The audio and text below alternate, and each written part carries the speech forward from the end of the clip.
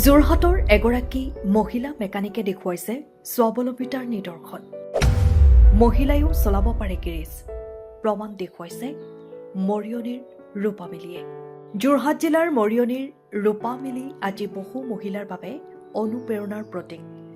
আনুষ্ঠানিক শিক্ষা বা বিশেষ প্ৰশিক্ষণ নোলোৱাকৈও কেৱল পৰিশ্ৰম আৰু আত্মবিশ্বাসৰ বলত তেওঁ এগৰাকী দক্ষ মেকানিক হিচাপে নিজকে প্ৰতিষ্ঠা কৰিছে। তেওঁৰ যাত্ৰাৰ আৰম্ভণি হৈছিল স্বামীৰ গেৰেজত সহায়িকা হিচাপে। ধীৰে ধীৰে গাড়ীৰ যান্ত্ৰিক দিশবোৰ আয়ত্ত কৰি তেওঁ ই ৰিক্সাসহ বিভিন্ন বাহনৰ মেৰামতিত পাৰদৰ্শিতা দেখুৱাবলৈ সক্ষম হয়। সমাজৰ কিছু মানুহে সন্দেহ প্ৰকাশ কৰিলেও সেই মন্তব্যবোৰেই তেওঁৰ সংকল্পক আৰু দৃঢ় কৰি তোলে। বৰ্তমান তেওঁ মৰিয়নিত এটা ই ৰিক্সা গেৰেজ পৰিচালনা কৰিছে।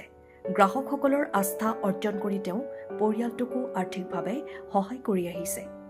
স্বামী আৰু 2 সন্তানৰ সৈতে পৰিয়াল আৰু পেচা একেলগে সফলতাৰে পৰিচালনা কৰি তেওঁ প্ৰমাণ কৰিছে যে ইচ্ছাশক্তি থাকিলে কোনো কামেই অসম্ভৱ নহয়। ৰূপামিলিৰ এই কাহিনী মহিলাৰ সাহস, উদ্যম আৰু স্বাৱলম্বিতাৰ এক উজ্জ্বল দৃষ্টান্ত।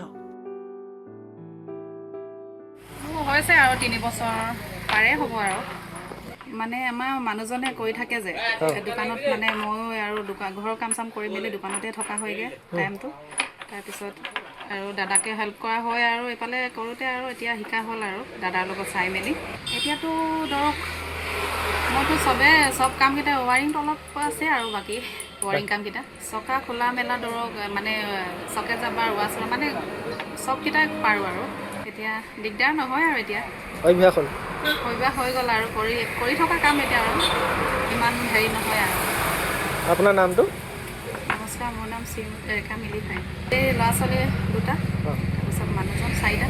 কামৰ কাৰণে হৈ যায় আৰু ঘৰত কাম চাম কৰি মেলি গোটেই কাম চাম কৰি মেলি আহিবলৈ অলপ দিগদাৰ। মানে দোকানটোতো অলপ টাইমত খুলিব লাগে ধৰক তেনেকৈ আৰু ছোৱালীয়ে হেল্প কৰি দিয়ে আৰু ছোৱালী এতিয়া বনাব মেলিব পৰা হৈছে আৰু দুইজনৰ এফালে দাদা এটা বেলেগ জেগাত গ'লে আৰু ময়ে দোকানটো কাম যিমান আহে কৰি দিওঁ। আন 10জনৰ মহিলাই মানে মইতো নিজৰ পৰা ধৰক